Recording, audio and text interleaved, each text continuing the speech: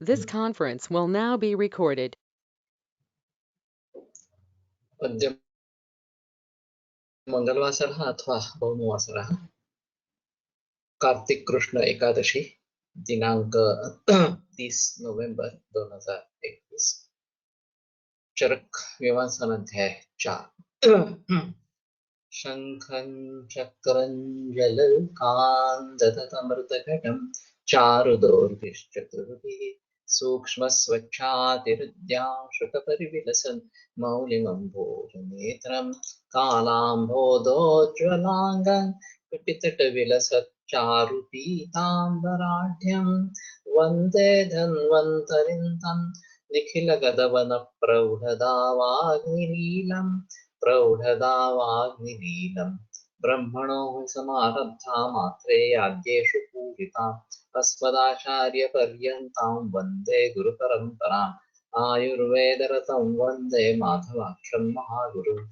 आयुर्वेदामृतं सर्वं शिष्येभ्यो यः प्रदत्तवान् द्रष्टाज्ञानी दुष्टकर्मा कृतकर्मा तथैव च अध्यापको विषक्श्रेष्ठो महान् संशोधकस्तथा गुणैरेतैः समुदितैः यत्कार्यं प्रतनोति सः समृद्ध्यर्थं हि कार्यस्य वयं प्रयतामहे सरस्वत्यै नमो यस्याः प्रसादात् पुण्यकर्मभिः बुद्धिदर्पणसङ्क्रान्तं जगदध्यक्षं वीक्षते आत्रेयं प्रथमं ते आयुर्वेदशकद्गुरु आयुर्वेदामृतं सर्वं गृहीत्वा सुरेश्वरात् अग्निवेशादिकेभ्यो यत्प्रेच्छति सप्तमः प्रथमं तन्त्रकर्तारम् अग्निवेशं नमाम्यहम्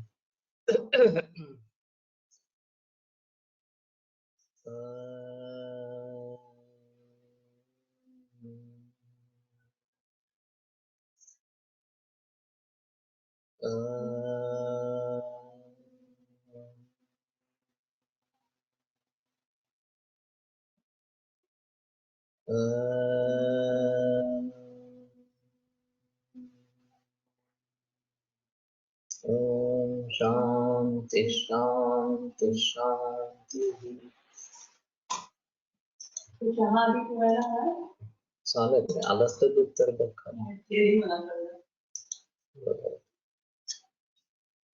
त्रिविधं खलु दो रोग विशेष विज्ञानं भवति तथा अप्तोपदेशः प्रत्यक्षम् अनुमानं च। तो हम इस सूत्र के बारे में सोच रहे थे और अप्तोपदेश को इतना महत्व क्यों है ये मैंने समझाने की कोशिश की थी। अभी कुछ लोग इसको गुमराह करने की कोशिश कर रहे हैं और आधुनिक वैद्यकों में जैसे या आधुनिक शास्त्रों में प्रत्यक्ष और अनुमान इन्हीं दोनों को महत्व दिया जाता है, उसी प्रकार से महत्व देना उचित है ऐसा बताते हैं। तो ये हमारे लिए बहुत ही बड़ा सदमा इस प्रकार का होगा अगर हम अप्त प्रमाण को ठुकरा देंगे, उसका महत्व नहीं समझेंगे।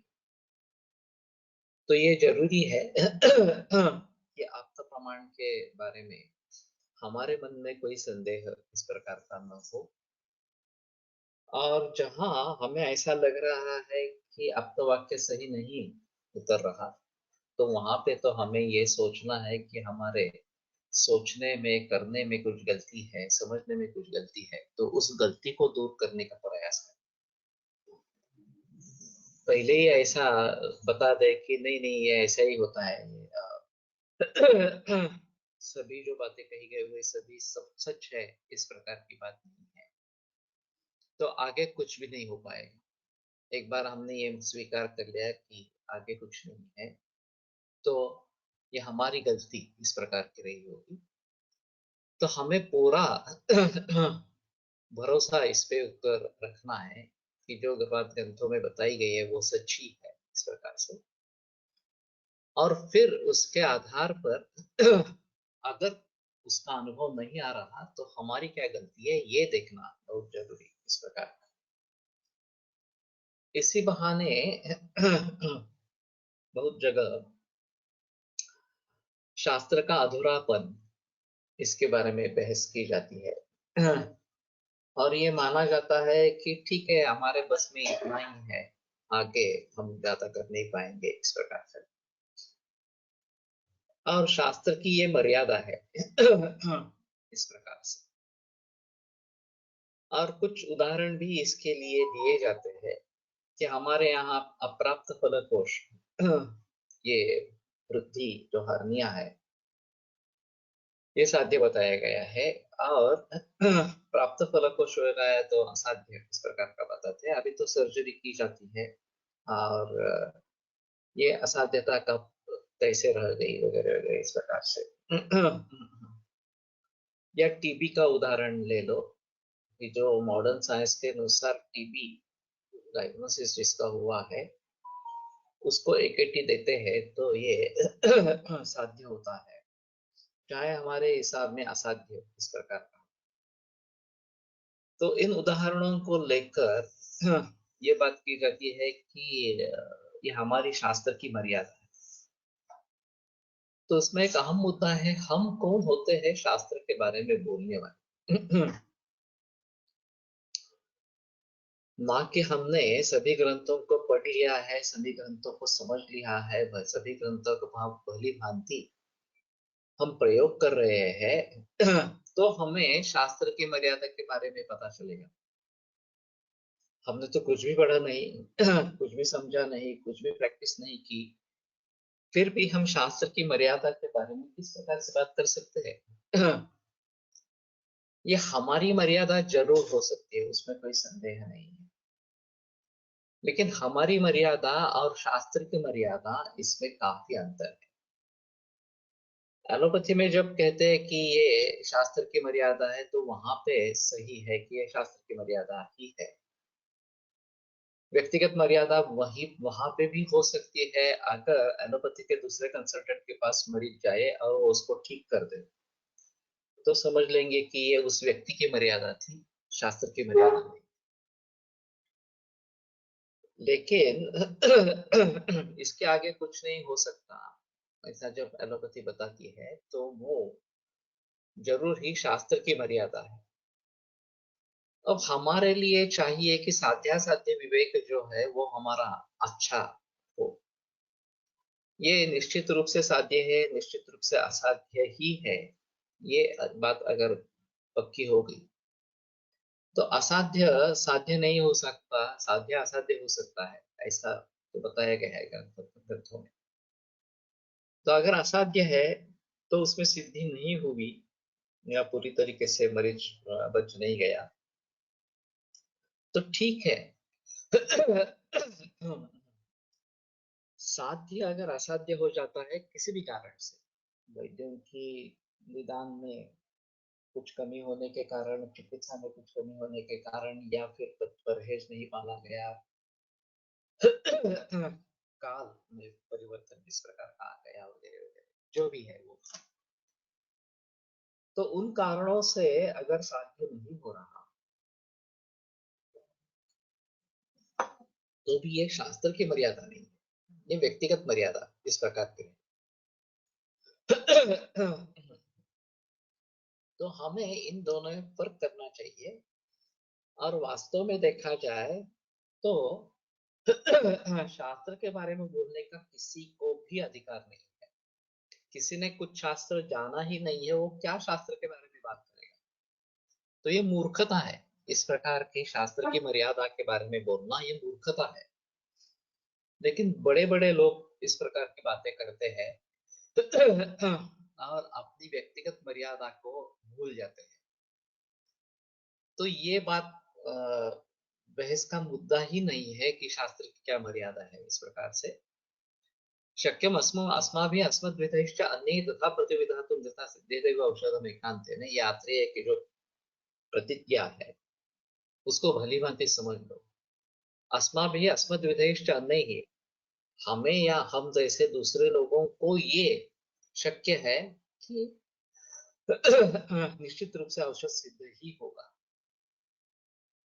परंतु ये दोष भेषज काल वगैरह ये सभी जो अनेक भाव है वो विमल विपुल बुद्धेरपि बुद्धिमाकुली कुर्युः किंतु न अल्पबुद्धि। जिसकी विमल विपुल बुद्धि है उसको भी वो व्याकुल कर देंगे, अल्प बुद्धि वालों की क्या कथा। तो वो अगर कहने लगे कि मेरे तो समझ में नहीं आ रहा है, ये शास्त्र की मर्यादा है इस प्रकार से, तो वो मूर्खता है। तो इसलिए शास्त्र की मर्यादा का शास्त्र शास्त्र की मर्यादा के बारे में अगर कोई बोलना आरंभ करे तो उसे वहीं पे टोक दे। तुमने कितने ग्रंथ पढ़े हैं, भली भांति पढ़े हैं क्या, सब अर्थ समझ में आया है क्या, उसका प्रैक्टिकल किया है क्या। ज्ञानेश्वर ने जैसे कहा है, एक तरी हो गया अनुभवाणी। वैसे एक तो सूत्र का कम से कम अनुभव करो तो शास्त्र के बारे में बोलो। हमने कुछ नहीं किया है, कुछ नहीं कर रहे हैं और फिर शास्त्र की मर्यादा के बारे में बोलते हैं, ये स्पष्ट रूप से मूर्खता इस प्रकार की।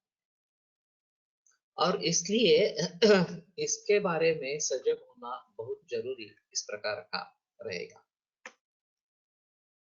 अब प्रत्यक्षम और अनुमानम ये भी दो प्रमाण इस प्रकार के हैं।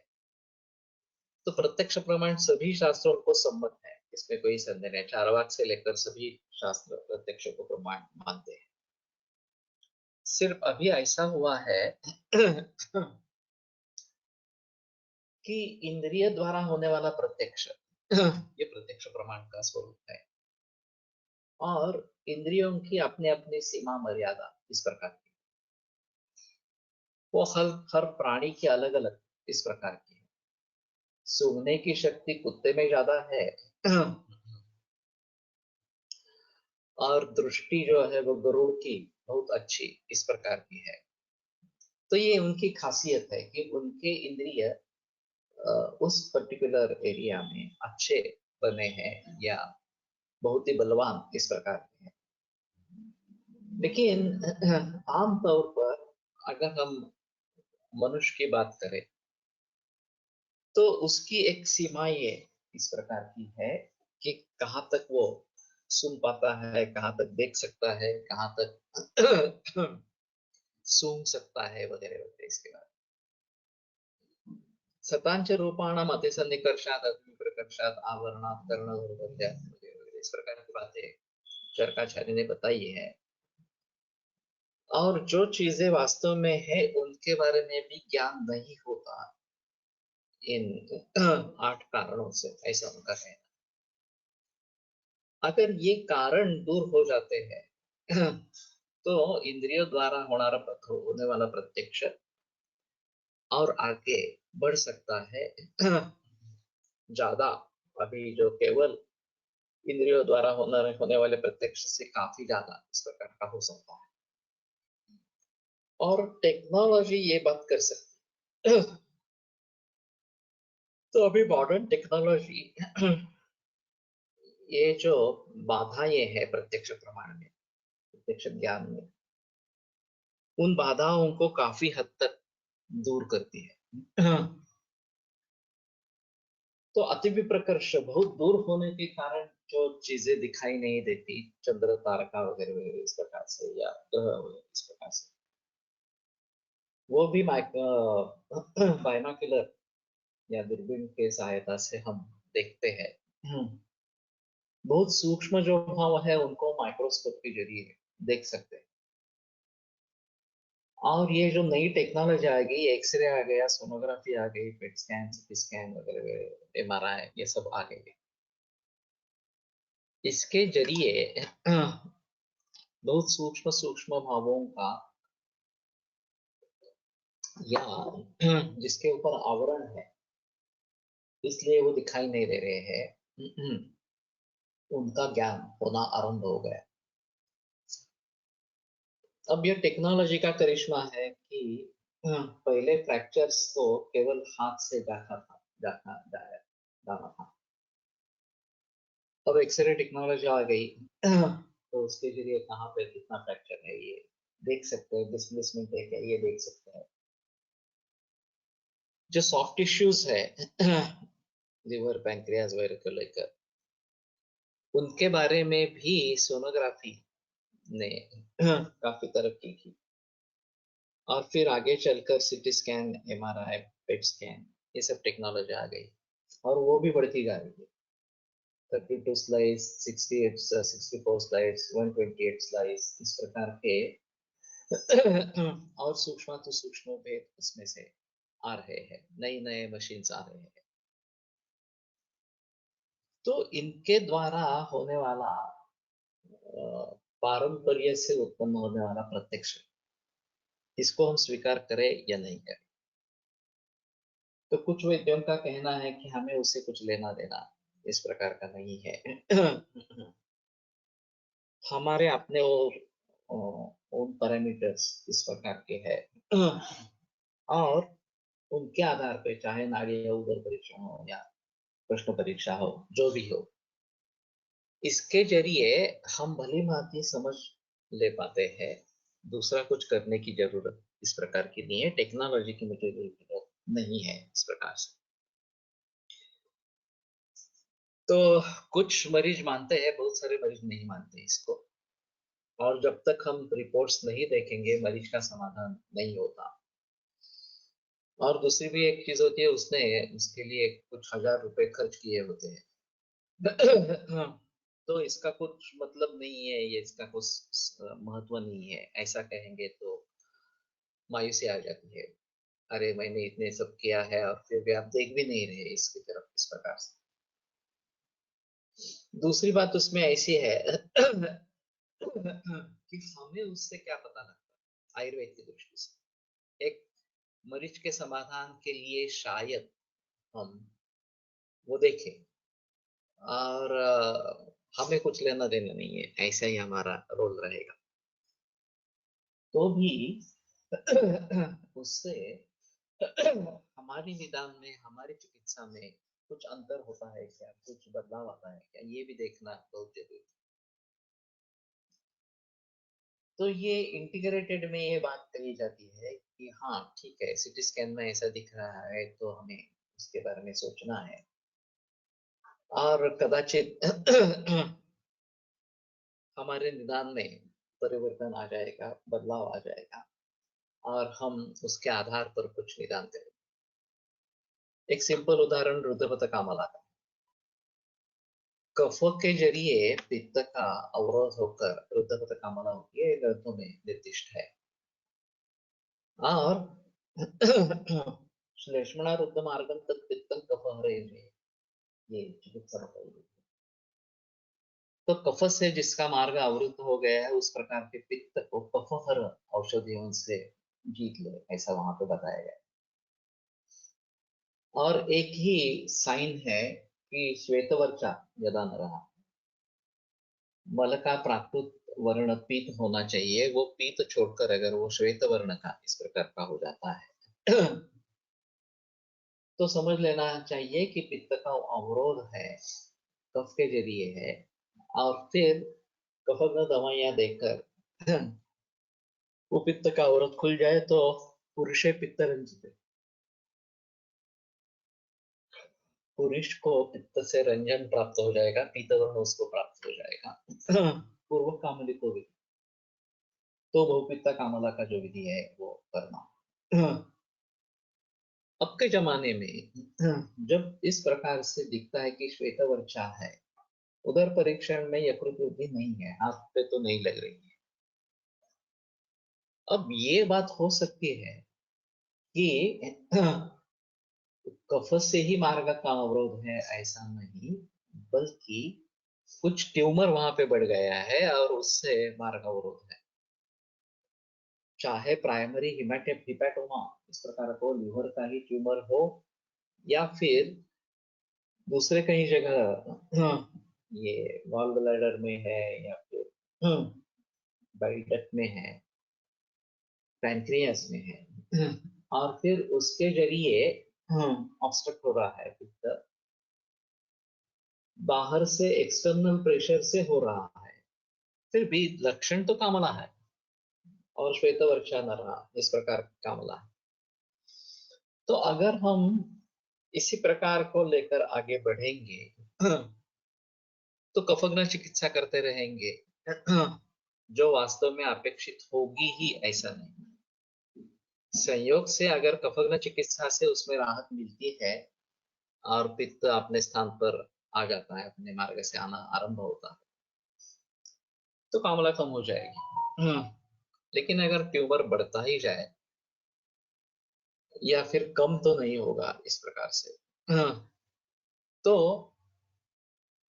कामना बढ़ती जाएगी इस प्रकार से, या कम से कम वहीं पे स्थिर इस प्रकार की रहेगी। और फिर हमें पता ही नहीं चलेगा कि कामला से डेथ क्यों हो गई इस प्रकार से। अब टेक्नोलॉजी की सहायता अगर लेते हैं, सोनोग्राफी करवाते हैं कम से कम, तो पता चल जाएगा कि ट्यूमर है, कुछ ग्रोथ हुई है वहां पे। और फिर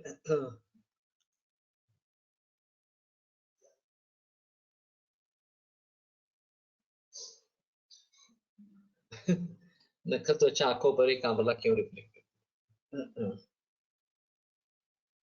ये इसके बारे में मैंने भी सोचने का प्रयास किया किया है, लेकिन ऐसा ठोस सबूत नहीं मिल रहा कि जिसके आधार पर इसका कनेक्शन जोड़ सके।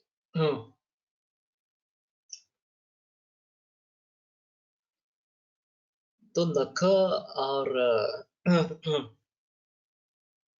बाकी जो भाव बताए गए हैं, वो सामान्य रूप से हम परीक्षण कर सकते हैं इस प्रकार के त्वंग नख नयन नयन मुद्रादि नाम, इस प्रकार का आप बताते हैं त्वंग नख नयन मुद्र वगैरह वगैरह।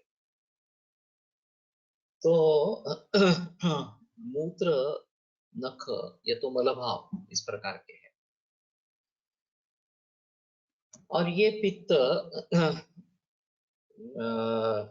जो शाखाओं में फैल जाता है कोष्ठगति रुद्ध होने के कारण, तो उसके जरिए ये इस प्रकार का पीत वर्ण प्राप्त होगा, ऐसा थोड़ा सा है। फिर भी केवल कामला में ही नहीं, अर्श में भी इस प्रकार का वर्णन आता है, और उसी के आधार पर वातज पित्तज कफज अर्श के बारे में भेद किए जाते हैं। तो इन सभी का एक दूसरे से रिलेशन है, ये बात सही है। तो वो कैसे रिलेशनशिप को एक्सप्लोर करें, ये मैं भी सोच रहा हूँ। मेरे मन में एक बहुत बड़ा विषय है शारीर का विचार कोश के आधार पर, कि त्रिस्कंद कोश में हमने एक शारीर आदि भावों का परिशिष्ट बनाया था हर कोश के लिए, हेतु कोश हो, कार्य कोश हो, लक्षण कोश हो, लक्ष्य कोश हो, या औषध कोश, चिकित्सा कोश हो, इन सभी में शारीर भाव जो जो भी आए उनका संबंध वहां पे स्पष्ट होता है। तो प्रातिपदिक कोश में तो सिंगल डाटाबेस होगा, और एक शारीर भाव के भाव से जुड़े सभी प्रकार के कारण, कार्य, लक्षण, लक्ष्य, औषध, चिकित्सा, ये सामने आ जाए। हमने जो 3 आउटपुट्स उसके बारे में सोचे हैं, उसमें एक आउटपुट शारीर आदि भाव से संबद्ध निदान इस प्रकार का है। खास करके दोषों के लिए तो ये बहुत आवश्यक इस प्रकार का है। तो कहने का तात्पर्य अर्थ ये है कि इनका इंटर रिलेशनशिप इसमें ज्यादा स्पष्ट होगा।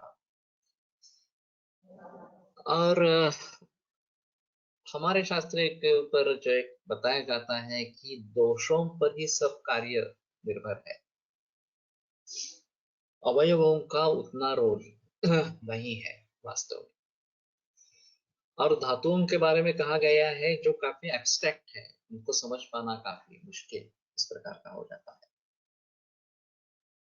और मॉडर्न मेडिसिन में एनाटॉमी के अप्रोच से सिस्टम वाइज अप्रोच है, अवयवों को बहुत ज्यादा महत्व दिया गया है, और जो कार्य है वो अवयवों से जुड़ा कार्य है। तो इन एलोपैथी और आयुर्वेद में ये महद अंतर है इस प्रकार से।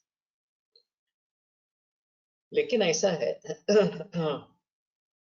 हमारे दृष्टि से जितने भी शारीरादि भाव है उन सभी का एक्सप्लोरेशन इस प्रकार से हुआ नहीं है। अब ये काफी आसान है त्रिस्कंद कोश के आधार पर या फिर प्राकृतिक कोश के आधार पर, जिसका ज्यादा व्यापक इस प्रकार का क्षेत्र है। ये सभी रिलेशंस एक्सप्लोर हो जाएंगे और हमारे शारीर के मुताबिक हमारा निदान, ये एक बात अहम इसमें हो जाएगी. एक्सरेमध्ये ऑस्टिओफाइट्स जास्त दिसत असतील तर आपण काय इंटरप्रिटेशन करावा आपल्या चिकित्सेसाठी? ऑस्टिओपोरोसिस असेल तर वातवृद्धी असाच इंटरप्रिटेशन करावा. मैं इस बहस में नहीं जाना चाहता. जनरली अभी जो दिख रहा है वो विटामिन D3 की डेफिशिएंसी, उसके जरिए ऑस्टियोपोरोसिस, ऑस्टियोफाइट्स, तो अस्थि क्षय, ये भी ऑस्टियोपोरोसिस जो है वो अस्थि क्षय के बारे में सोच सकते हैं. सुषिरत्व बढ़ गया इस प्रकार से और वात की वृद्धि है. तो प्रायो वृद्धिर्तर्पणा श्लेष्मणा कृता तस्मात् संक्षयस्त विपर्यात वायनान वसोस्माच्च वृद्धि क्षय समुद्भवान है. तो अस्थि और वायु ये एक दूसरे के खिलाफ इस प्रकार के हैं. एक की वृद्धि होती है, दूसरे का क्षय होता है, एक का क्षय होता है, क्षय होता है, दूसरे की वृद्धि होती है, इस प्रकार का चलता है. तो उन बातों को ध्यान में रखते हुए वृद्धि क्षय समुद्भवान विकारान साधे शीघ्र, ये जो बात वाग्भट ने बताई है. और बस्ते क्षीर सर्पिषि तिक्तकोपहितानि च, अस्थि क्षय के बारे में जो बात बताई गई है वो कर सकते हैं. इस प्रकार से ऑस्टियोफाइट्स है या फिर अस्थि शरीर बढ़ गया है इस प्रकार से. लेकिन सिर्फ वही विचार होगा ये बताना मुश्किल है. विटामिन D3 की डिफिशियंसी ये एक अहम कारण अभी हो गया है. ये वो देसी गाय का प्रचलन कम हो गया, जर्सी गाय का प्रचलन बढ़ गया, उसके लिए इसके जरिए ये हो गया. तो मूल रूप से देसी गाय का प्रचलन फिर से शुरू होना चाहिए, ये एक महत्वपूर्ण चीज है. स्पाइनच्या रिलेटेड पण बऱ्याच गोष्टी असतात. Canal stenosis, bulging disc, sacralization of bone यांचा आपण इंटरप्रिटेशन कसं करा.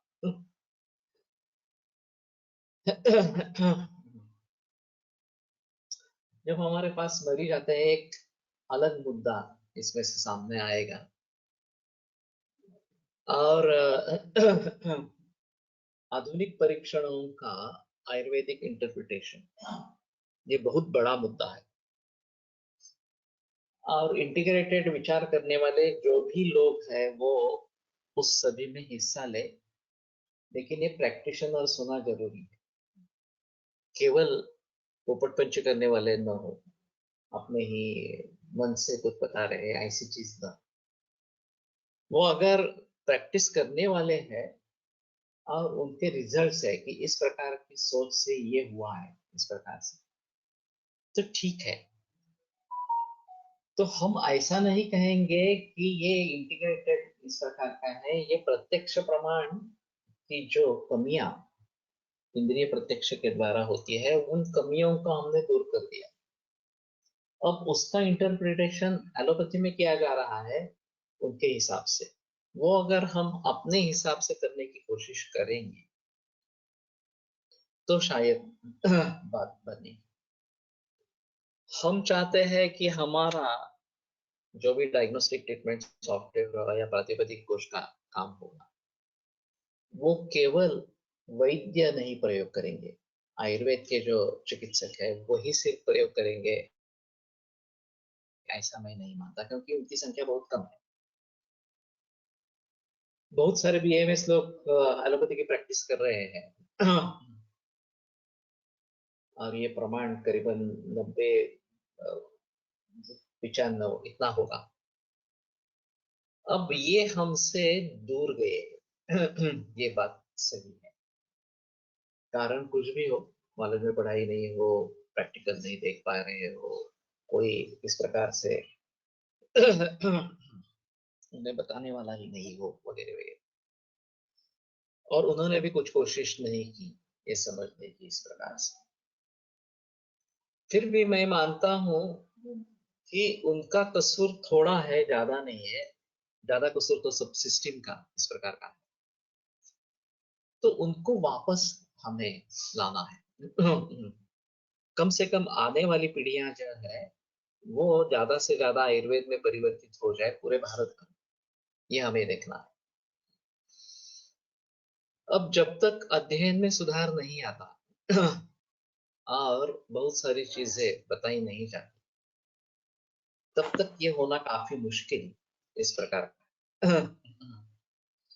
तो टेक्नोलॉजी का प्रयोग करते हुए इस प्रकार से लेक्चर के द्वारा लोगों तक पहुंचने की कोशिश करें, गुरुकुल गुरुकुल के द्वारा लोगों तक पहुंचने की कोशिश करें,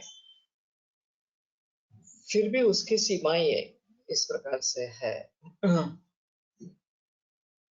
और लोगों को विपत्ति किस बात में है कि एलोपैथी का कुछ निदान है, एलोपैथी के कुछ परीक्षण है, और फिर उनका इंटरप्रिटेशन आयुर्वेद में कैसे करना है ये मालूम नहीं है, उसमें गंभीरता है या नहीं है ये कैसे समझना है ये मालूम नहीं, साध्य विवेक उनके ऊपर निर्भर है क्या ये भी मालूम नहीं है। इस प्रकार से अगर ये मालूम नहीं होता तो फिर अचानक मौत हो गई वगैरह इस प्रकार से अगर बात होती है तो एक बड़ा अपयश इस प्रकार का माना जाता है। तो किसी भी तरीके से अगर हम इन बातों को समझने की कोशिश करेंगे तो शायद ये बात हो सकती है कि हम अच्छे चिकित्सक बनेंगे, आयुर्वेद को छोड़ेंगे नहीं, ये तो सबसे अहम मुद्दा इस प्रकार का है। ज्ञान की प्रक्रिया में थोड़ा परिवर्तन आएगा, इंटीग्रेटेड विचार से आगे बढ़ेंगे, लेकिन फिर भी आयुर्वेदीय दवाइयों का प्रयोग करते हुए हम स्वास्थ्य प्राप्ति करवा सकते हैं, तो ठीक है। बगैर कुछ करने से ये भी अच्छा है। अगर हम आयुर्वेद की दृष्टि से उसको समझ पाते हैं तो ज्यादा बढ़िया इस प्रकार का हो। तो टेक्नोलॉजी का हम भी प्रयोग कर सकते हैं, ऐसी अवस्था आपत्ति नहीं है कि हम नहीं प्रयोग कर सकते हैं इस प्रकार से। सिर्फ हमें क्या चाहिए ये हमें निश्चित करना पड़ेगा, हम क्या देखना चाहते हैं। दोष धातु मद अवयव जो भी चीजें हैं वो हम देखना चाहते हैं, तो वो भली भांति देखेंगे तो हमारे दृष्टि से टेक्नोलॉजी का प्रयोग शुरू होगा। और फिर कोई भी वैद्य उसका प्रयोग कर सकता है। इसलिए मैंने वो जिक्र किया था कि वातजुष्ट पित्तजुष्ट कफजुष्ट रक्त के बारे में सोचा जाए, उसमें ऑब्जेक्टिविटी लाई जाए। और जैसे ये मरीज सभी एलोपैथी के रिपोर्ट लेके घूमते हैं एक डॉक्टर से दूसरे डॉक्टर तक, वैसे वो ऑथेंटिक आयुर्वेदिक रिपोर्ट लेके घूमेंगे कि ये निदान कंप्यूटर ने कर दिया है इस प्रकार से, इस वैद्य ने इस प्रकार की दवा दी, फायदा नहीं हुआ है, अब आप देखो क्या करना है इस प्रकार से। जैसे सेकंड ओपिनियन थर्ड ओपिनियन इस प्रकार से लिया जाता है इस प्रकार से। तो ये बड़ा ही मुद्दा होगा, canal stenosis, bulging disc, sacralization of bone वगैरह वगैरह। और तुमने दो तीन बातें सामने रखी, वैसे बहुत है वो। तो मैं समझता हूं कि इस प्रकार से हमारे सामने एलोपैथी का इंटरप्रिटेशन आ जाए किसी भी यंत्रों द्वारा, टेक्नोलॉजी द्वारा, उसको हम आयुर्वेद की दृष्टि से कैसे सोचेंगे ये एक अहम मुद्दा इस प्रकार का रहेगा। और प्रैक्टिकल लेवल पे होना चाहिए। ये एक बड़ा अहम मुद्दा इस प्रकार का है। त्वचा सर्व शरीर व्याप्त आहेच, वाढलेले पित्त सर्वत्र दिसते, लेकिन ये जो ऑब्स्ट्रक्शन हो रहा है यकृत से निकलते हुए इस प्रकार से, उससे वो सीधे त्वचा में कैसे पहुंच जाता है ये बात वैसे भी रहती है। नख नेत्रात पाहणे चटकन लक्षात येणार, ये तो सही है, लेकिन ऐसा है कि दूसरे किसी भी तरीके से अगर हम देख सकते हैं तो हमें वो चाहिए। अभी इतनी सारी इन्वेस्टिगेशंस की जाती है क्योंकि प्रत्यक्ष प्रमाण में मर्यादाएं हैं, इसलिए इतनी सारी इन्वेस्टिगेशंस की जाती है। एक पेशंटची सर्जरी अवॉइड करता आली आहे आणि अजून 2 स्पाईनचे पेशंट्स आहेत. दोघांना सर्जरी ॲडवाइस केली आहे आणि त्यांना सर्जनने सांगितलंय लवकर ऑपरेट करा, नाही तर पैरालिसिस होईल. ये तो बहुत सारे मरीजों में दिखता है। स्पाइन सर्जरी वैसे बहुत डिफिकल्ट है। अगर इसमें तकलीफ हो जाती है, बाधा हो जाती है, तो पेशेंट कुछ भी आगे नहीं कर पाता, पूरी जिंदगी बर्बाद हो जाती है। ये बहुत सोच समझ कर होना चाहिए, ये एक बात। और सुश्रुताचार्य का जो कहना है कि सर्जिकल केस है तो उसमें औषध दे सकते हैं, लेकिन औषध से साध्य जो विकार है उसमें सर्जरी कभी नहीं करनी चाहिए। तो इस बात को सदैव ध्यान में रखें। अब ऐसा होता है कि कब हमें सोचना है कि बस अब मेडिसिन काम नहीं करेगी, सर्जरी ही आवश्यक है, ये कब और कैसे डिसाइड करेंगे, ये हमारे लिए एक बड़ा मुद्दा है।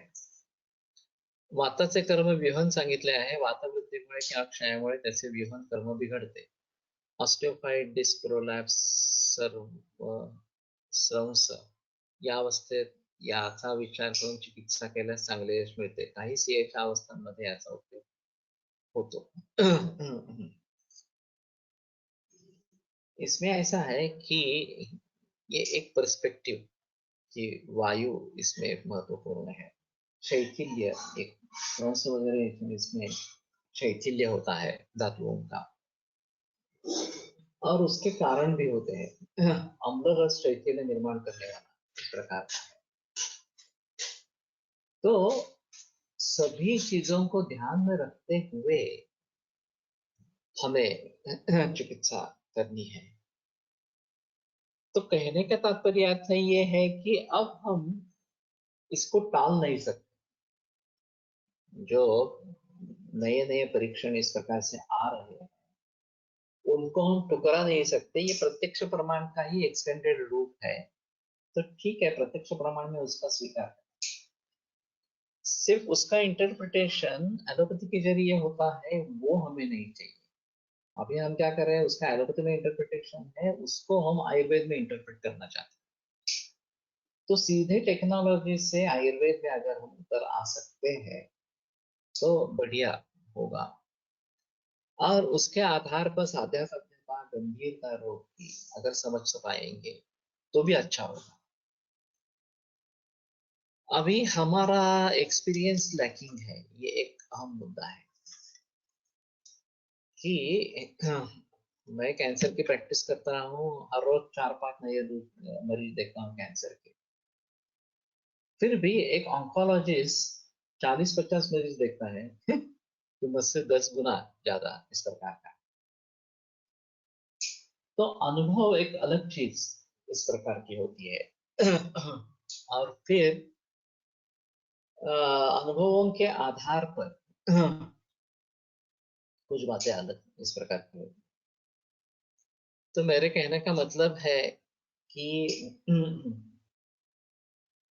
हम अपनी तरीके से सोचने का प्रयास करें कि हमें अगर इसमें से टेक्नोलॉजी से सहायता लेनी है तो हमें क्या देखना है इस प्रकार से, और उसके लिए टेक्नोलॉजी डेवलप करें।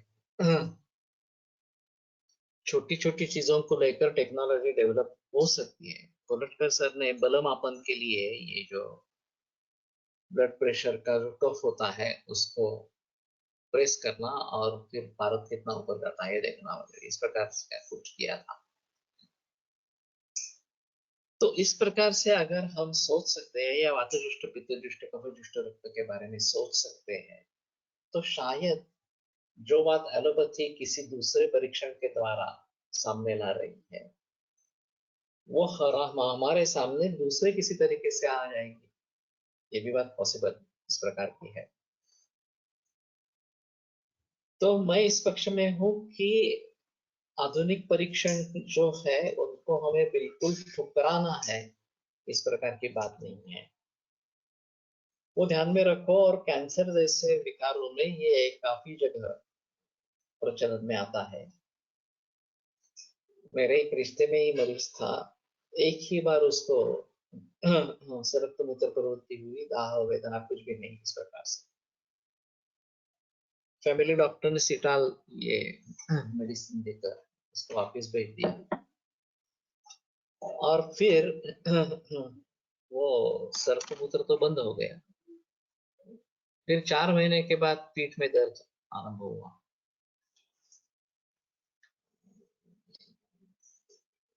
पहले तो उसने कुछ नहीं किया, कुछ बाम लगाया, कुछ एनाल्जेसिक्स ले ली वगैरह वगैरह। जब उससे रिलीफ नहीं मिला तो डॉक्टर के पास गया। डॉक्टर ने हिस्ट्री भी पूछी नहीं और एक्सरे एडवाइस किया। एक्सरे में एक किडनी नॉन फंक्शनिंग आई थी। फिर भी सोनोग्राफी तक नहीं की, डायरेक्ट रिट्रोग्रेड पाइलोग्राफी एडवाइस की। उसमें वही निकल आया कि एक किडनी नॉन फंक्शनिंग है। तो फिर रेडियोलॉजिस्ट ने किडनी एब्सेस क्वेरी इस प्रकार का रिमार्क किया, जबकि एक भी बार कभी बुखार नहीं आया था। और एब्सेस ड्रेन करने के लिए ओपन किया, और फिर पता चला कि यार ये कैंसर है, और मिडलाइन क्रॉस कर चुका है, काफी फैल गया है। तो किसी भी डॉक्टर ने, हमारे पास मरीज आया है, उसको भली भांति जांच करनी है उसकी, और निदान करना है, ये कोशिश ही नहीं की। सिर्फ यंत्रों पर निर्भर रहे और उसका इंटरप्रिटेशन भी ठीक नहीं रहा। तो बाद में वो केस मेरे पास आई। उसको 2 महीने का आयु बताया था, 4 महीने जिंदा रहा, लेकिन वो भी मिजरेबल आयु इस प्रकार का रहा। तो कहने का तात्पर्य अर्थ ये है कि इस प्रकार की स्थिति में हमें निदान करना है, ये सबसे अहम मुद्दा है।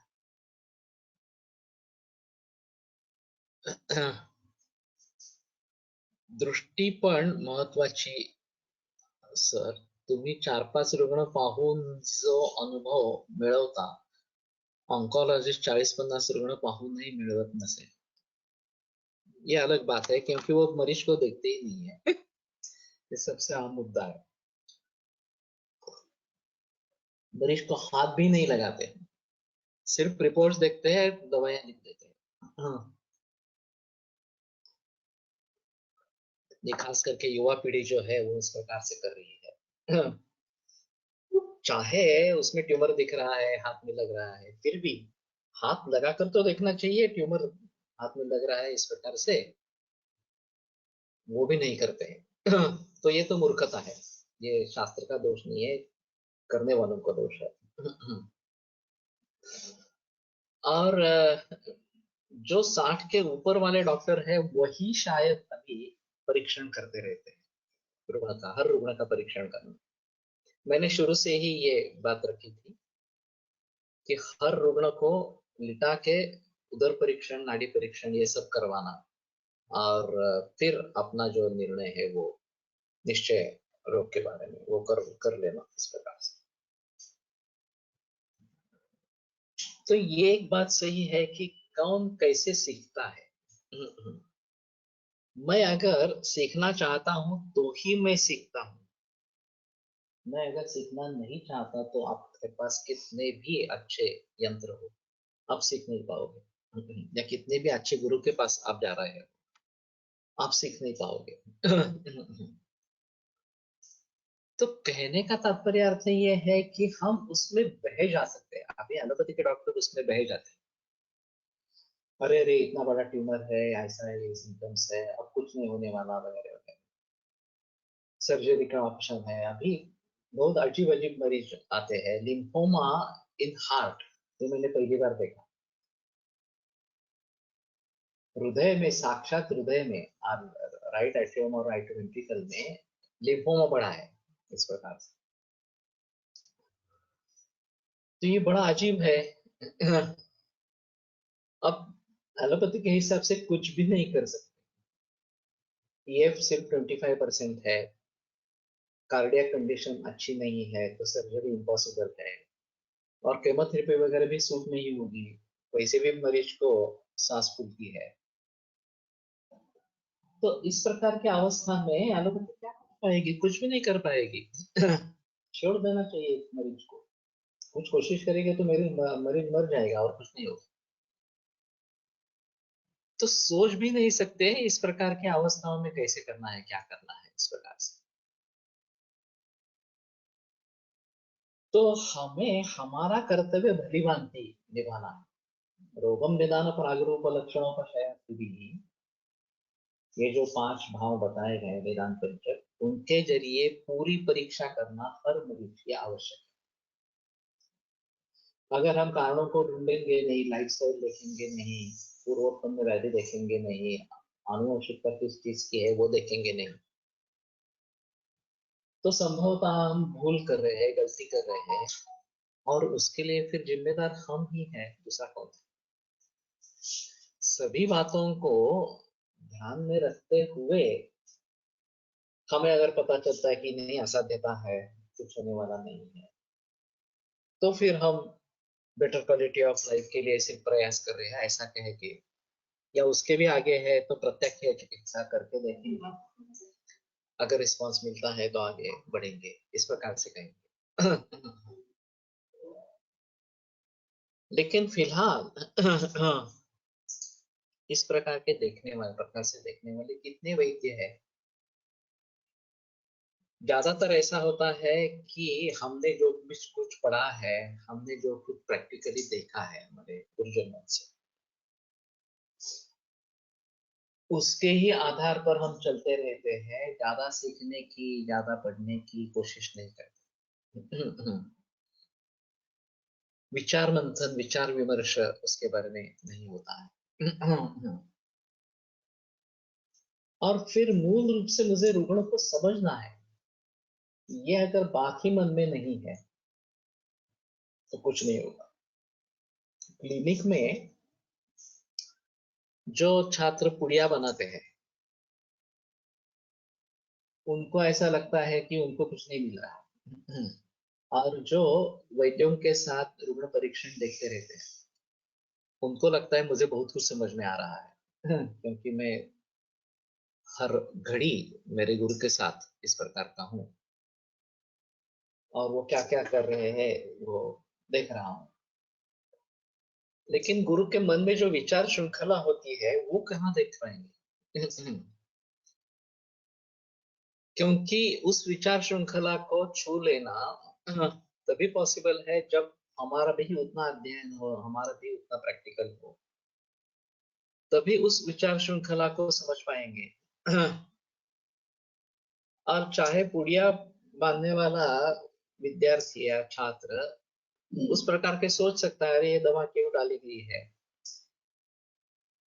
और ये कॉम्बिनेशन कैसे बना है, वगैरह वगैरह, इस प्रकार से। हमने एक सिस्टम बनाई है, वो अभी पूरी तरीके से काम में नहीं आ रही, फिर भी वो कोशिश करूंगा मैं फिर से, कि जिस छात्र ने हिस्ट्री ली है वही छात्र परीक्षण के समय अंदर आए। परीक्षण होने के बाद जब प्रिस्क्रिप्शन तैयार हो जाएगा चिकित्सा का, तो पुड़िया बनाने के लिए वहां जाए। और फिर पुड़िया जब देनी है, उसको परहेज वगैरह के बारे में बताना है, तो वही छात्र उनसे रिएक्ट करे। और उसमें अगर आगे कुछ दिक्कत आती है तो अपना फोन नंबर उस मरीज को दे दे, ताकि वो पहले उनको ही कांटेक्ट करेंगे, क्योंकि उसको सभी केस के बारे में पता है, मालूम है, इस प्रकार से। तो 4-5 नए केसेस है या फॉलोअप्स है, इस प्रकार से है। तो 4-5 छात्र है तो ये आसानी से हो सकता है कि वो देखे, फिर अंदर आए, फिर बाहर चला जाए, तो इसमें सर्कुलेशन भी रहेगा, नए नए छात्र अंदर आते रहेंगे। अब छात्र किस बरस में पढ़ रहा है, ये भी एक अहम मुद्दा होता है इसमें। कितने बरसों से क्लिनिक में आ रहा है, ये भी एक मुद्दा होता है। जो सीनियर्स है, चौथे 5वें बरस में, या फिर ये एमडी कर रहे हैं, उसमें भी सेकंड ईयर थर्ड ईयर में है, इस प्रकार से। तो उनसे ज्यादा अपेक्षाएं हैं क्योंकि वो काफी देर से आ रहे हैं, और वो समझने की कोशिश करते रहेंगे कि ये मरीज अगर मेरे पास आता तो मैं किस प्रकार से उसमें विचार कर, मैं किस प्रकार का प्रिस्क्रिप्शन लिख देता, और सर ने क्या लिखा है, उसमें कहाँ अंतर है, कौन सी नई दवा इसमें प्रयोग में लाई गई है। तो जब उसके सामने उसका मरीज आएगा, आगे चलकर वो प्रैक्टिस करेगा, तब उसके लिए ज्यादा परेशानी नहीं होगी, क्योंकि विचार तैयार हो। हमें गुरु से क्या सीखना है, तो गुरु से विचार सीखने हैं, यही महत्वपूर्ण। और गुरु के विचार, गुरु जैसे विचार कर पाना, ये काफी मुश्किल बात है। तो ये उनके अध्ययन, उनके अनुभव के आधार पर उनके विचार रहते हैं, और उतना अध्ययन कर पाना, ये तो कम से कम हमें करना है। अनुभव तो बाद में ही मिलेगा, अनुभव तो इस समय में नहीं मिलेगा, लेकिन इसके जरिए ज्ञान प्राप्त करते रहना, ये तो आवश्यक इस प्रकार का है। और ऐसा अगर करते रहते हैं तो हम निदान कर पाएंगे, हम चिकित्सा दे पाएंगे, उसमें सफलता मिलेगी, ये महत्वपूर्ण है। तो हम बात कर रहे थे प्रत्यक्ष की, प्रत्यक्ष का जो एक्सटेंडेड रूप अभी दिख रहा है बहुत सारे इन्वेस्टिगेशंस के जरिए, तो उसको भली भांति समझ लेना है। उसका इंटरप्रिटेशन आयुर्वेद में कैसे करेंगे, ये एक अहम मुद्दा इस प्रकार का है। तो हमारे ग्रुप में जो भी इंटीग्रेटेड विचार वाले वैद्य हैं, वो अगर इसमें अपना योगदान देना चाहते हैं तो मेरा अपील है अभी। इसमें आयुर्वेदिक दृष्टिकोण कभी भी दूर होना नहीं चाहिए। आप चाहे एलोपैथी का कितना भी जिक्र करो, लेकिन आयुर्वेद की दृष्टि से क्या करना है, ये तो सामने रखना ही है। और इंटरप्रिटेशन किस प्रकार से हो सकता है, ये बात अगर सामने आती है, अलग हर एक का अलग अलग इस प्रकार का रहेगा, तो शायद सभी बीएमएस लोगों के लिए हम क्लिनिकच्या विद्यार्थ्याने दर आठवड्याला एक तर सीएची केस टाकली तर त्यावर डिस्कशन होऊ शकेल आणि सगळ्यांना फायदा होईल, जेएसवीसी ग्रुप। ये बात कही गई थी पीछे भी, हुई नहीं एक्चुअली। मुझे समय नहीं मिलेगा इसमें दखल अंदाजी देने का,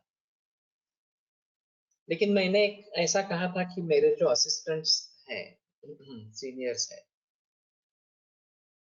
वो बैकग्राउंड नोट को लिखे उस केस के आधार, और ये काम उसी दिन पूरा किया जाए, बैकग्राउंड नोट, ताकि आगे फिर भूल जाएंगे।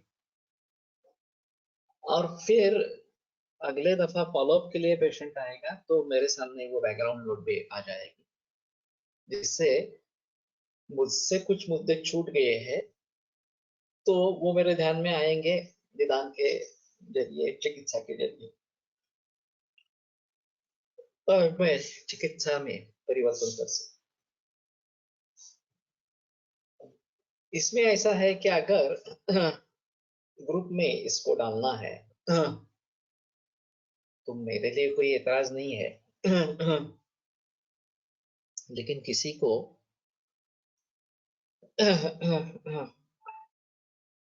इसमें दिलचस्पी लेनी है, इस प्रकार से करना है, और फिर बहस होगी उसके बारे में, तो जो उसमें मुद्दे उठाए गए हैं वो फिर से मेरे सामने लाने हैं, इस प्रकार से। और जब मरीज सामने आएगा, वो चाहे बैकग्राउंड नोट के जरिए हो या इस प्रकार से जीएसवीसी ग्रुप के आधार पर हो, नए मुद्दे अगर सामने आते हैं या किसी का दूसरे का कुछ अनुभव है उसके बारे में वो भी सामने आए तो भी ठीक है इस प्रकार से। और इससे एलोपैथिक टर्म्स का इंटरप्रिटेशन क्या क्या हो सकता है या क्या क्या हमारे दृष्टि से देखना चाहिए इसके बारे में भी पता लगता रहेगा। और फिर इसके आधार पर हम ये केवल आयुर्वेद के वैद्य ही इसका प्रयोग करे प्रातिपदिक कोश का ऐसा नहीं, बल्कि बीएमएस होकर जो एलोपैथी की प्रैक्टिस कर रहे हैं वो भी इसमें शामिल हो जाए और अपने अपने तरीके से आयुर्वेद की प्रैक्टिस करेंगे तो आयुर्वेद के प्रैक्टिशनर्स की संख्या बढ़ेगी। हमें रिजल्ट चाहिए आयुर्वेद से किसी ना किसी तरीके से, चाहे आप शुद्ध आयुर्वेद के विचारों से चलो चाहे इंटीग्रेटेड विचारों से चलो, लेकिन आयुर्वेद तो छूटना नहीं चाहिए। आधा अधूरा आयुर्वेद नहीं होना चाहिए। जितनी भी पॉसिबिलिटीज है वो सभी हमारे सामने आ जानी चाहिए। तो बात बनेगी कि हम अच्छी तरीके से हर केस के बारे में सोच सकेंगे और हमारी यशस्विता बढ़ेगी। तो अभी ये इस प्रकार का होता है कि हम गुरु के पास रहते हैं, परीक्षण देखते रहते हैं तो हमें ज्यादा समझ में आएगा, ये गलत बात है। अगर हम सोचेंगे तभी हमारे ध्यान में आएगा, हम सोचेंगे नहीं तो कुछ नहीं होगा।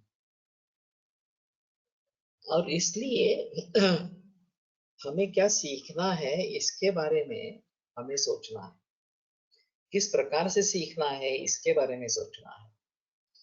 और हम सीखना चाहेंगे तभी हम सीख पाएंगे, नहीं तो हम सीख नहीं पाएंगे। तो पहले तो ये इच्छा होनी चाहिए कि मुझे सीखना है इस प्रकार से, और फिर जो मेरे पास हो उसी के आधार पर मुझे सीखना है। मेरा एक अनुभव रहा, मैं कानिटकर शास्त्री के पास मुझे भेजा गया था, गुरु के कानिटकर गिरगांव में, और बहुत भीड़ रहती थी और महीने 2 महीने की पुड़िया देनी देती थी। मैं खुद उनका एक बाबू करके नौकर था, वो उनकी पत्नी, कभी कभी एक दो दूसरे छात्र या उनका लड़का वगैरह ये सब पुड़िया बांधते थे। मैं महीना भर वहां जाता रहा। सिर्फ एक दिन उन्हें मुझे बाहर बुलाकर एक सोरियासिस का पेशेंट दिखाया। बाकी हम सिर्फ पुड़िया ही बांध रहे थे, बाकी कुछ भी नहीं हुआ। उनसे मुलाकात भी नहीं हुई या बातें भी नहीं हुई, कुछ भी नहीं हुआ। और मैं तो सेकंड ईयर में था उस समय। फिर भी उसमें से एक पता चला कि लक्ष्मी विलास बूटी का काफी इस्तेमाल करते हैं, दौर्बल्य जब जब होता है तो लक्ष्मी विलास बूटी देते हैं, ये मुझे दिया करते करते ध्यान में आया इस प्रकार से। तो कहने का तात्पर्य है कि हमें सीखना है, भली भांति सीखना है। तो किस तरीके से हम सीख सकते हैं इसके बारे में पहले सोचो, और गुरु जैसे बनने का प्रयास करो। उतना उनका जितना अध्ययन है, उनका जितना अनुभव है, वो समझने की कोशिश करो। और यह अध्ययन केवल गुरु ग्रंथों का ही होगा ऐसा नहीं, संस्कृत का अध्ययन भी इसमें अहम भूमिका रखता है।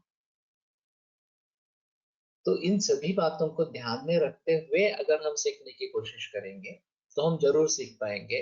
वैद्यों की संख्या बढ़ेगी और यशस्विता बढ़ेगी, और उसका फायदा हम सभी को मिलेगा और समाज को मिलेगा।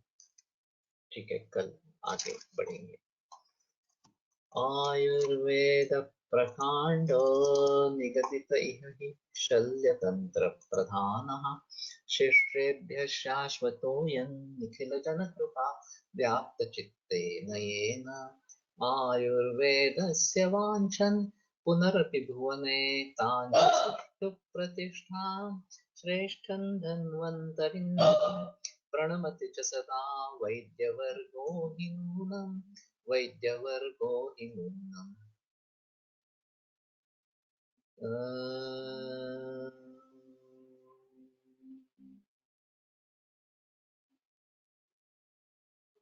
ॐ